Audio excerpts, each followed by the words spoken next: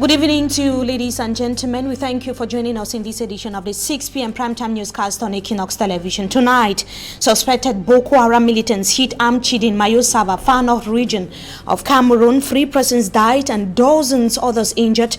In this newscast, we take you to Amchidi, that is a locality in Kolofata subdivision, where the displaced population was gradually returning to their respective localities. Also ahead, we are going to be talking about rising insecurity in some parts of the Douala 5 subdivision, how local inhabitants are living, especially as end of year festivities are gradually drawing near. Plus, we are also going to be talking about the kidnapping of a common law lawyer in the northwest region of Cameroon, lawyers that have been calling for his immediate release. One of them is Barrister Akeremona. Those are headlines. We shall be right back with the details. Stay with us.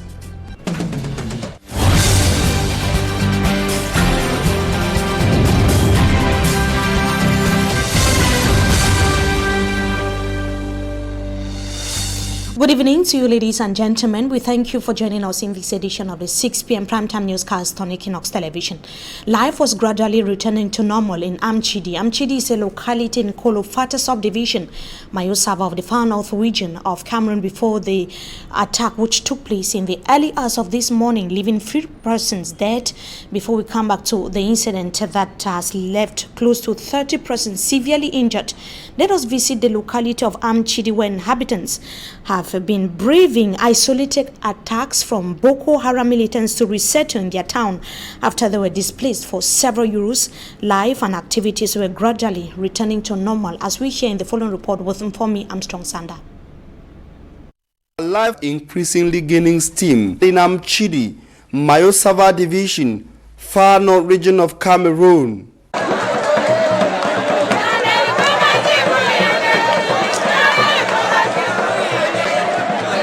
Amchidi is one of the towns in this part of the far north region of the country, was hit by the devastating war against Boko Haram terrorist group. Though the terrorist group began operating in the far north region of Cameroon since 2009, Amchidi recorded the worst of Boko Haram atrocities in 2014, which superimposed a horrific image on Amchidi, leaving its inhabitants on the run for safer localities. Locals say over 1,000 shops got burnt, 3 police posts and a gendarmerie brigade destroyed, with over 800 houses abandoned by the local population in Amchidi.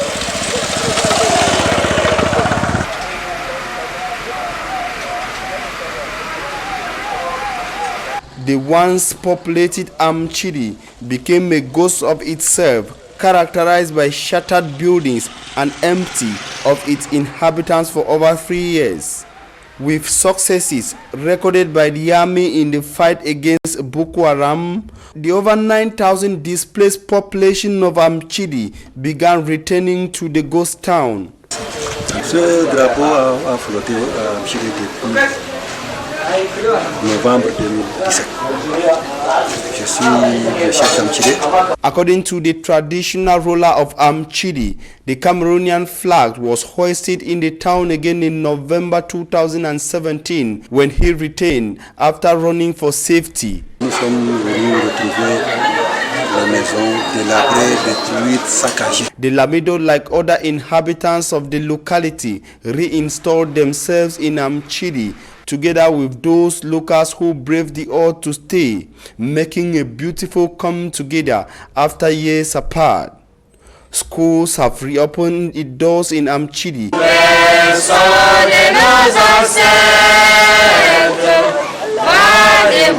And other activities are increasingly gaining steam, with the security assured by the presence of the defense and security forces of Cameroon. But rebuilding life in a destroyed Amchidi is faced with a lot of difficulties, as locals complain of lack of potable water, insufficient classrooms and food, given that their farmlands were destroyed by the war against Boko Haram. And just to add, after the report there, by informing Armstrong Sander that the Amchidi market came under Boko Haram attack that was early today, 2 suicide bombers exploded, killing 1 civilian. The 2 suicide bombers died and left close to 30 persons severely injured. The injured victims were rushed to Mora for medical attention. The injured victims, as I indicated, are equally receiving treatment in hospital. Amchidi is situated in Kolofata subdivision in Mayo Sava, for the far north region of Cameroun. That is a locality which was being described as KUM. That was just a few days ago, as we saw in that report by informing Armstrong Sander. Now, a few weeks to end of year festivities, Douala residents are complaining about rising insecurity. Equinoxe television decided to visit or focus on the Douala 5 subdivision, where a gang of bandits were dismantled, or the gang was dismantled recently in Lokpom, Lokbosu, Makepe and Koto, just to name a few. It is a similar concerns. Local inhabitants are saying that security in the day and at night is not guaranteed. Details in the following report. If there is a major challenge which the population of Douala has to deal with on daily basis, it is the problem of insecurity. In several parts of Douala 5 like Lokpom, Makepe, Koto, Lokbosu, bandits assault passers-by and traders even in broad daylight, as this man explains. Même ici à la télé, même là, il y a des gars qui viennent même en pleine journée. Ils nous agressent, ils nous taxent souvent. Ils nous agressent avec des couteaux. The prevailing situation was not alarming years ago, and as he explains, there is the need for security to be reinforced in these neighborhoods. Avant 4 boutiques là, ils ont tué un voisin tout récemment. Ils ont pris la moto, laissant une veuve et des enfants. Rongpong Makepe at Carrefour Petit Pays is calm during the day, but now described as a no-go area at night. Il faut seulement faire attention aux gars de moto. À une certaine heure là, si vous avez votre sac ou bien si vous avez votre téléphone, les gars peuvent venir sur la moto, ils arrachent, ils partent avec. Some of the handbag snatchers, as he says, come on board motorbikes and succeed to escape even before the victims can raise an alarm. Automobile repair shops are not also spared. Nous garons souvent des véhicules ici. Bon, souvent le matin, on se rend compte que les pièces sont disparues. Auto mechanics and technicians around the entrance to the Douala General Hospital complain of missing motor spare parts on daily basis. This general problem of insecurity has been amplified by bad roads and the absence of street lights. Bon, les zones obscures, les zones qui n'ont pas de lumière et tout là, c'est les zones plus dangereuses dans Douala 5e. Et les zones avec les cassis là. This motorbike rider says that movement in some part of Lokpom is a nightmare due to the state of the roads. Surtout dans les trous, parce que vous ne pouvez pas rouler vite là-bas. Donc c'est un peu ça. Victims of assault who took time to recount their experience have also called on security officials to station forces on patrol in the affected localities. Peut-être si la police faisait la patrouille normalement, il ne devait pas avoir ce genre de choses-là. En fait, des patrouilles mixtes qui sillonnent un peu dans le quartier et tout et tout.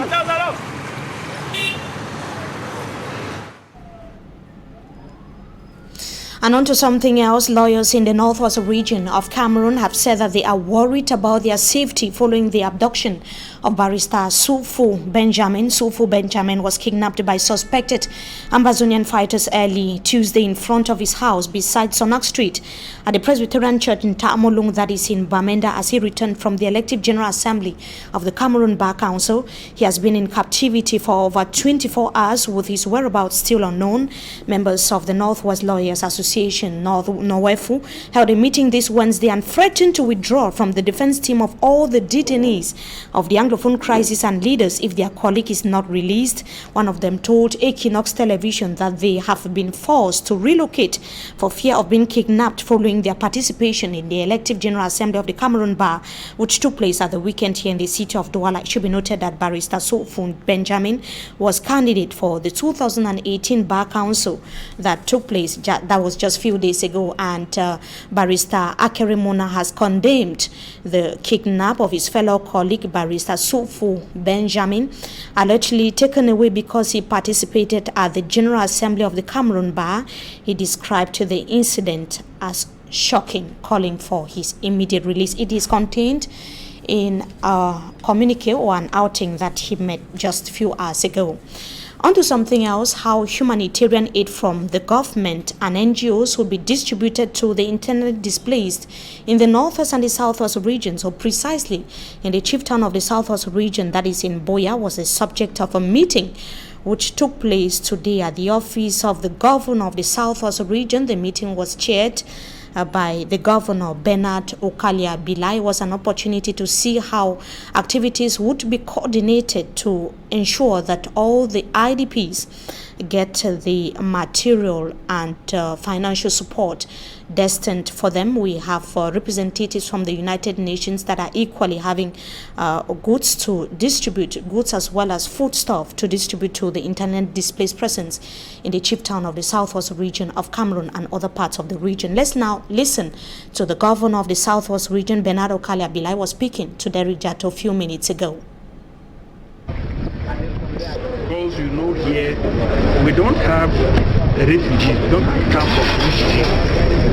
People who have displaced people who are in some neighboring towns, some are in the families' homes.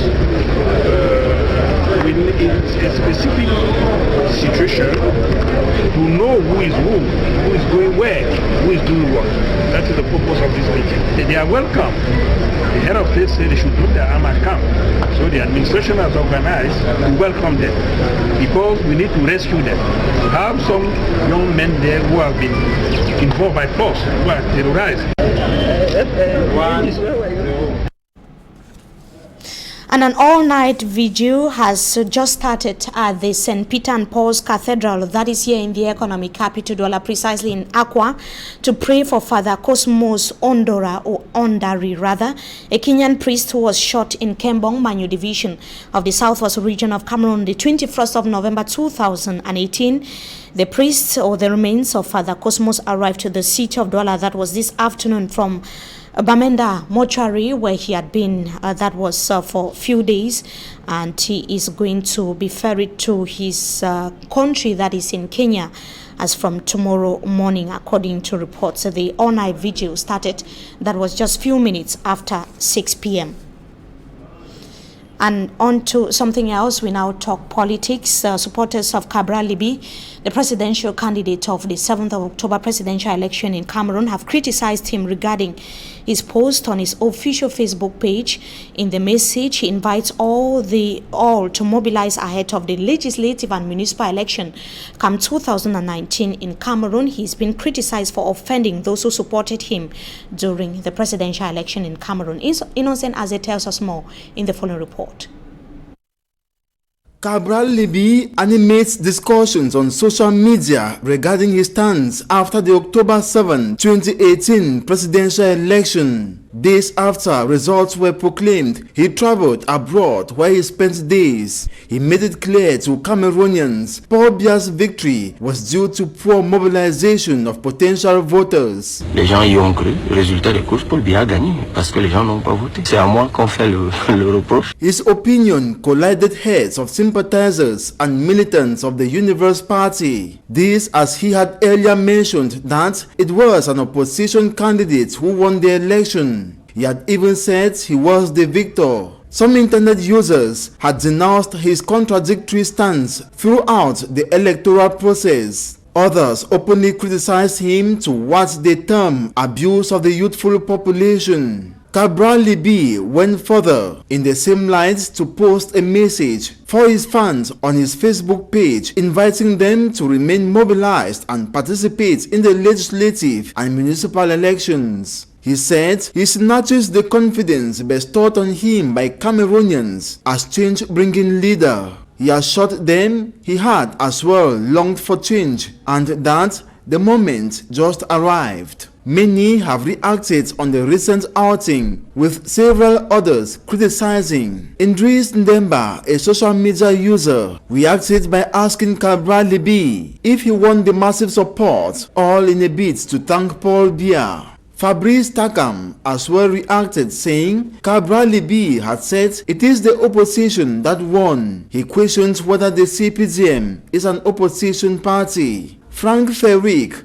Another internet user told Cabral Libi to at least give respect to the majority of the youth who voted or rallied behind him as their leader. Others, like Serge Olama, opposes critics and supports Cabral Libi. Armand Notabde also backs Cabral Libi and invites sympathizers to concentrate more on upcoming elections, notably the municipal and legislative.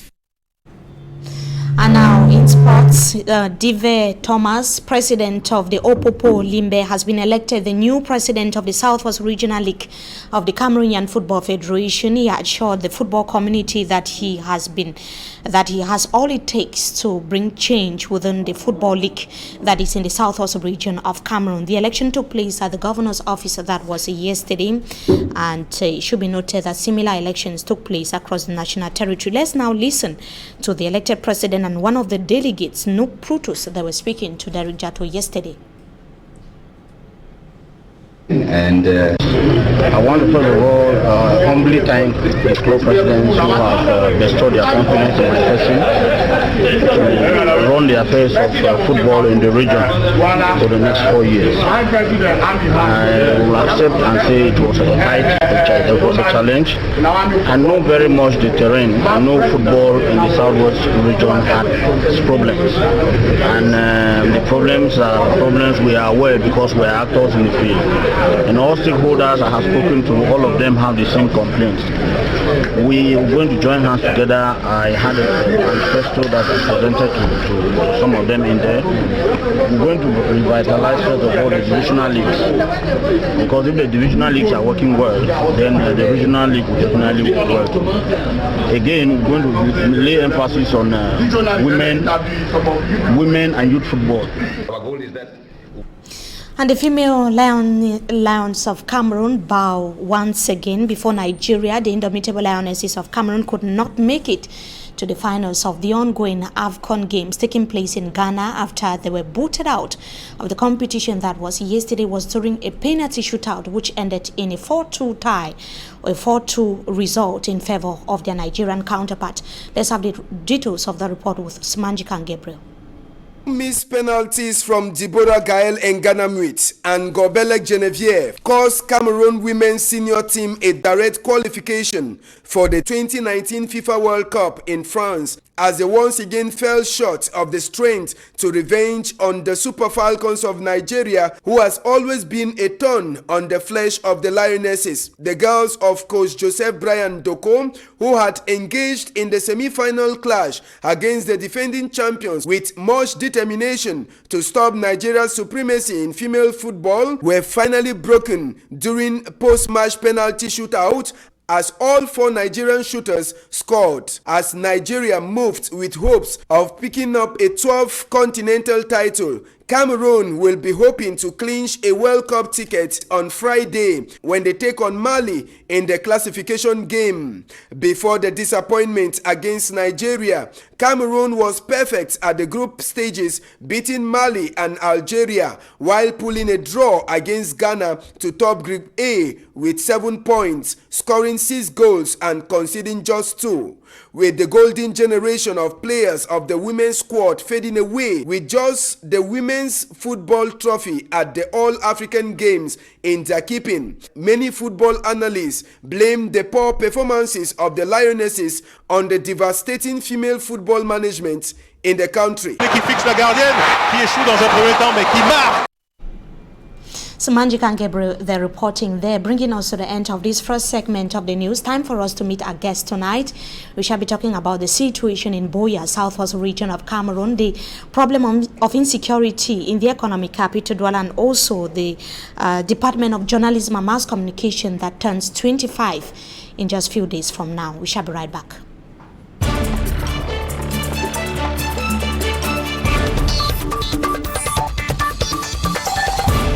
Mr. KUM Leonard, good evening to you. Thank you so much for joining us tonight on Talking Point. Good evening, Mimi, and good evening to all the televiewers of Equinoxe TV. A veteran journalist, they're joining us tonight on Talking Point, and the president of the Syndicate of Cameroonian Journalists, Southwest Bureau, they're joining us tonight in this edition of the news. Mr. KUM Leonard, we are going to begin by finding out from you, the All Anglophone Conference was supposed to take place this month of November. We are just few days to the end of the month of November. The meeting was postponed. What were some of the impressions that you got from Buea residents?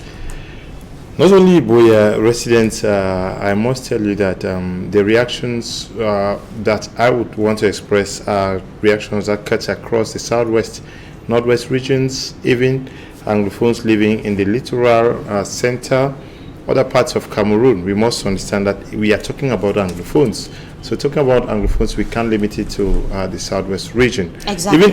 Even those who are living beyond Cameroon, in Nigeria, Senegal, and in Europe and America, many people were looking at this conference as a rare opportunity wherein a breakthrough could come out of the discussions, because we must understand that lots and lots of talks have been ongoing on the need for dialogue.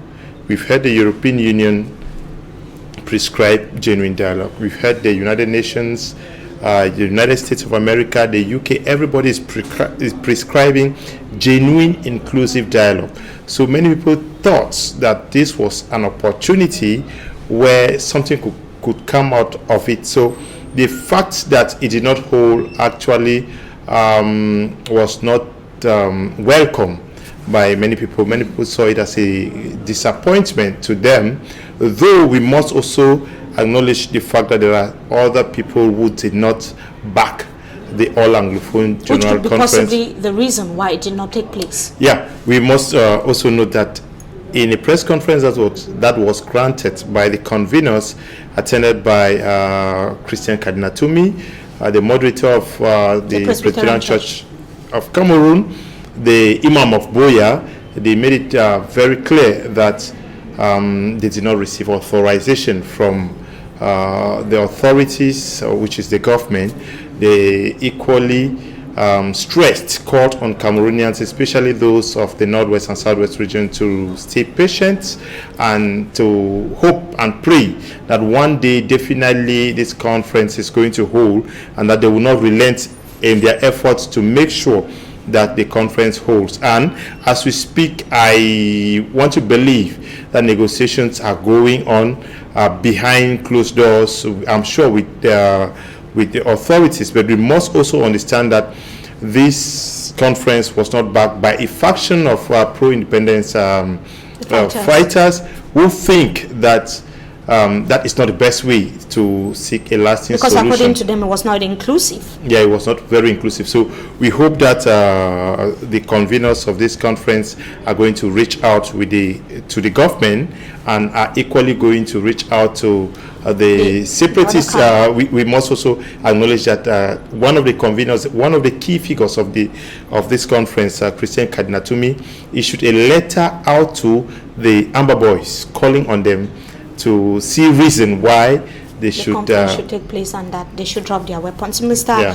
Leonard, looking at the situation in the southwest region of Cameroon, where you come from, you've been observing how this crisis has been unfolding since it started in 2016. You've been on the ground in some of those most hit localities in the southwest and northwest region of Cameroon. Mr. Leonard, tell us how the situation could be in the coming days if a conference like the All Anglophone Conference doesn't take place, that you think could possibly be a solution to the ongoing problem. Well, if we keep dragging, we are going to be going around the circle. That is the likelihood of what will happen in the future. And the circle means that most and many more lives are going to be lost on both sides. We must understand that lives are being lost both on the part of the soldiers and to some greater extent on the part of the civilians, the pro-independence fighters. But I think that those who are most hit are civilians, not only because they are being killed, we don't know by who. Most of them are losing their lives, but we must understand that most of their economic activities are on a standstill. Mothers can't go to farms, parents cannot send their children to school, civil servants can't work. Many activities are being paralyzed. So the likelihood of the failure of both sides to endorse the possibility for this conference to hold is that we are going to be turning around the circle, because we should also understand that at least we expected, those who were looking forward with a glimmer of hope expected institutions like the United Nations, organs like the United Nations, countries like the US, the UK, to see need to press for an end to this. Do you have the impression that these countries and bodies, international bodies like the United Nations, have been doing enough? Apart from issuing statements, I sincerely believe that they have not been doing enough. I believe that they have not been doing enough, because the government of Cameroon is making efforts to their understanding to see into it that this situation comes to an end. We've seen the mothers of the Northwest and Southwest region organize themselves to pass on a message on the need for both factions to sit down and seek a lasting solution to the problems. Can you tell us about some of the actions of the government, since you said the government has been doing? Well, I was. When I say the government has been making some efforts, the government will tell you that there were meetings that they had with the teachers and the lawyers, and that was several months ago. Several months ago. Yeah. That I am quoting the government. That is what they will tell you. Right. That this is what we have been doing. They'll tell you that we have organized a humanitarian relief fund to assist people. The President of the Republic, in his inaugural speech, called on separatists to drop their weapons and to come back to normal life. I think that the governor of the Southwest region and the governor of the Northwest region have each called on the separatists, those who are fighting, to lay down their arms. They'll tell you those are practical actions that they are taking to make sure that the situation. Yes, I think so. Yeah. Okay, at that time, like you were talking about the meeting between government officials and the teachers and the lawyers, we're talking about crisis. Yeah. But at this point in time, it has not gone to this level where we. It's now an armed conflict, as is described by some observers and some critics. Yeah. Mr. Leonard, before we talk about the Department of Journalism and Mass Communication that is going to be 25 years in a few days from now, tell us exactly what could be done to solve this crisis. I think what has to be done is that we need to look at who the suffering masses are. The suffering masses are neither the government nor the separatists.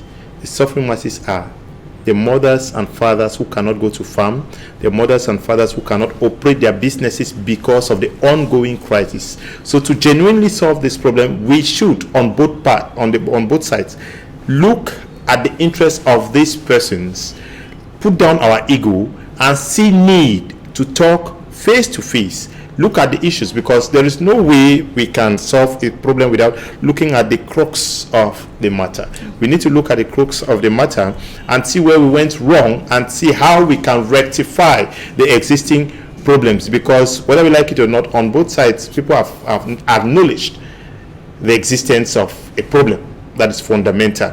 But beyond the problem, people need to survive, people need to fight. People need to live on. So I think that to solve the problem, we should let go our ego. We should see the need to forgive one another and to see the interests of the suffering masses, because I think that what is paramount are those who are being killed, both the soldiers and the separatists, because we must know that these are children of mothers and fathers who are in deep pain. Many of the opinion that they cannot come to an end if there's no justice. What do you have to say about that? When I say genuine, when I say there is need to see the interests of the suffering masses, we need justice, because without justice you cannot see the need to intervene, to make interventions in the interest of the people. So for justice to prevail, the people, both factions, are supposed to see beyond their personal interests, because when you look at justice, justice has no face, justice has no sentiment, justice has what is supposed to be done according to the norms of either a locality, a region, a country, in the interests, the best interests of the population, and not just any population, but the suffering masses. Now, the Department of Journalism and Mass Communication would be celebrating its 25 years of existence. Ex-students, alumni, are mobilizing, galvanizing efforts to make sure that this event is given the grandeur that it deserves. As a former student of the Journalism and Mass Communication Department of the University of Buea in the southwest region of Cameroon, Mr. KUM Leonard, tell us how significant this Silver Jubilee is to the GMC students.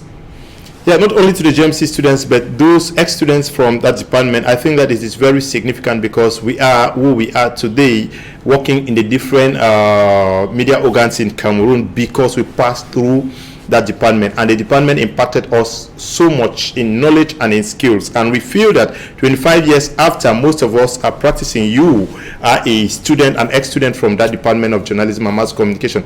We feel that there is need for us to go back, see where we studied. You and I sat, the radio station that we used as that's center. Charlotte FM. Yes, Charlotte FM, the center that we use for professional learning, the television station that studio that is existing.